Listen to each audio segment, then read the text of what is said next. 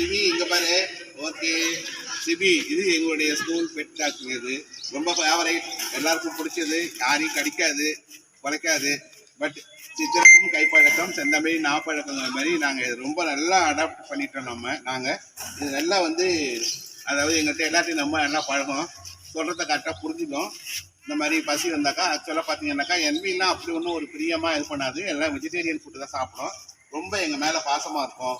இது செயின் போட்டு ஏன் கட்டி வச்சுக்கணும்னு சொன்னாக்கா விடாது, மேலே ஏறிடும், வீட்டுக்கே விடாது, போக விடாது, எங்கேயுமே எதுவுமே நாங்கள் செய்ய முடியாது, அது கூடவே இருக்குன்னு எதிர்பார்ப்போம். ஓகேவா?